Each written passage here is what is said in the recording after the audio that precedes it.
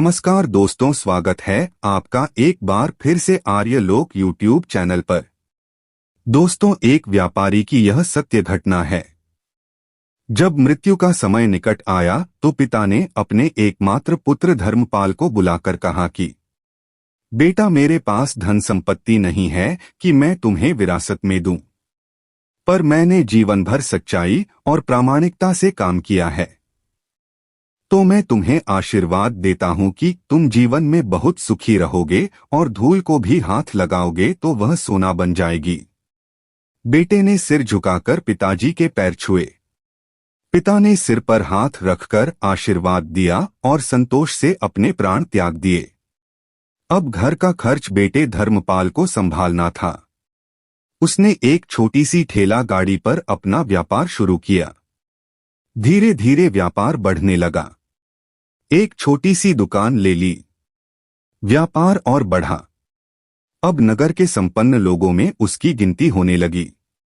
उसको विश्वास था कि यह सब मेरे पिता के आशीर्वाद का ही फल है, क्योंकि उन्होंने जीवन में दुख उठाया पर कभी धैर्य नहीं छोड़ा, श्रद्धा नहीं छोड़ी, प्रामाणिकता नहीं छोड़ी। इसलिए उनकी वाणी में बल था और उनके आशीर्वाद फलीभूत हुए और मैं सुखी हुआ।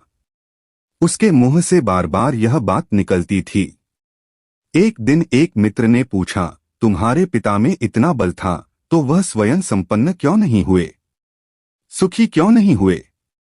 धर्मपाल ने कहा, मैं पिता की ताकत की बात नहीं कर रहा हूं, मैं उनके आशीर्वाद की ताकत की बात कर रहा हूं। इस प्रकार वह बार बार अपने पिता के आशीर्वाद की बात करता तो लोगों ने उसका नाम ही रख दिया बाप का आशीर्वाद।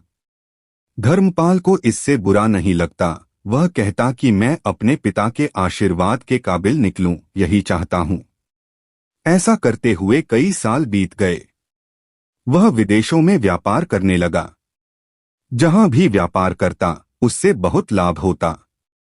एक बार उसके मन में आया कि मुझे लाभ ही लाभ होता है, तो मैं एक बार नुकसान का अनुभव करूं। तो उसने अपने एक मित्र से पूछा कि ऐसा व्यापार बताओ कि जिसमें मुझे नुकसान हो। मित्र को लगा कि इसको अपनी सफलता का और पैसों का घमंड आ गया है। इसका घमंड दूर करने के लिए इसको ऐसा धंधा बताओ कि इसको नुकसान ही नुकसान हो। तो उसने उसको बताया कि तुम भारत में लौंग खरीदो और जहाज में भरकर अफ्रीका के जंजीबार में जाकर बेचो। धर्मपाल को यह बात ठीक लगी। जंजीबार तो लौंग का देश है। वहां से लौंग भारत में लाते हैं और यहां 10 से 12 गुना भाव पर बेचते हैं। भारत में खरीद करके जंजीबार में बेचें तो साफ नुकसान सामने दिख रहा है। परंतु धर्मपाल ने तय किया कि मैं भारत में लौंग खरीदकर जंजीबार खुद लेकर जाऊंगा। देखूं कि पिता के आशीर्वाद कितना साथ देते हैं। नुकसान का अनुभव लेने के लिए उसने भारत में लौंग खरीदे और जहाज में भरकर खुद उनके साथ जंजीबार द्वीप पहुंचा। जंजीबार में सुल्तान का राज्य था। धर्मपाल जहाज से उतर करके और लंबे रेतीले रास्ते पर जा रहा था वहां के व्यापारियों से मिलने को। उसे सामने से सुल्तान जैसा व्यक्ति पैदल सिपाहियों के साथ आता हुआ दिखाई दिया। उसने किसी से पूछा कि यह कौन है। उन्होंने कहा, यह सुल्तान है। सुल्तान ने उसको सामने देखकर उसका परिचय पूछा। उसने कहा, मैं भारत के गुजरात के खंभात का व्यापारी हूं और यहां पर व्यापार करने आया हूं। सुल्तान ने उसको व्यापारी समझकर उसका आदर किया और उससे बात करने लगा। धर्मपाल ने देखा कि सुल्तान के साथ सैकड़ों सिपाही हैं, परंतु उनके हाथ में तलवार, बंदूक आदि कुछ भी न होकर बड़ी बड़ी छलनियां हैं। उसको आश्चर्य हुआ। उसने विनम्रता पूर्वक सुल्तान से पूछा, आपके सैनिक इतनी छलनी लेकर के क्यों जा रहे हैं? सुल्तान ने हंसकर कहा, बात यह है कि आज सवेरे मैं समुद्र तट पर घूमने आया था, तब मेरी उंगली में से एक अंगूठी यहाँ कहीं निकलकर गिर गई।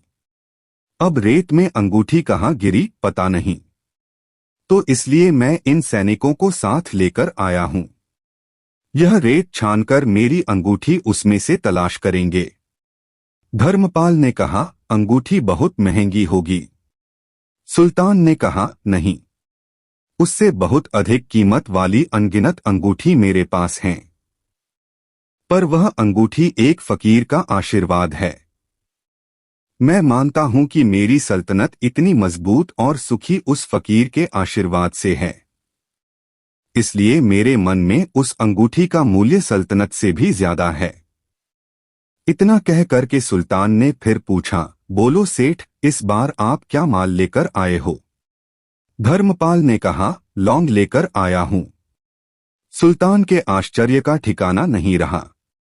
यह तो लौंग का ही देश है सेठ। यहां लौंग बेचने आए हो? किसने आपको ऐसी सलाह दी? जरूर वह कोई आपका दुश्मन होगा। यहां तो एक पैसे में मुट्ठी भर लौंग मिलते हैं। यहां लौंग को कौन खरीदेगा? और तुम क्या कमाओगे? धर्मपाल ने कहा, मुझे यही देखना है कि यहां भी मुनाफा होता है या नहीं। मेरे पिता के आशीर्वाद से आज तक मैंने जो धंधा किया उसमें मुनाफा ही मुनाफा हुआ। तो अब मैं देखना चाहता हूं कि उनके आशीर्वाद यहां भी फलते हैं या नहीं। सुल्तान ने पूछा, पिता के आशीर्वाद? इसका क्या मतलब? धर्मपाल ने कहा, मेरे पिता सारे जीवन ईमानदारी और प्रामाणिकता से काम करते रहे, परंतु धन नहीं कमा सके। उन्होंने मरते समय मुझे भगवान का नाम लेकर मेरे सिर पर हाथ रखकर आशीर्वाद दिए थे कि तेरे हाथ में धूल भी सोना बन जाएगी।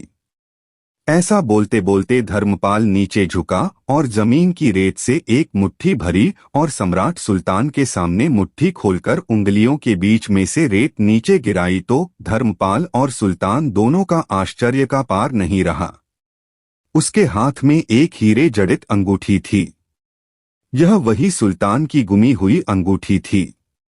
अंगूठी देखकर सुल्तान बहुत प्रसन्न हो गया। बोला, वाह खुदा, आपकी करामात का पार नहीं। आप पिता के आशीर्वाद को सच्चा करते हो। धर्मपाल ने कहा, फकीर के आशीर्वाद को भी वही परमात्मा सच्चा करता है।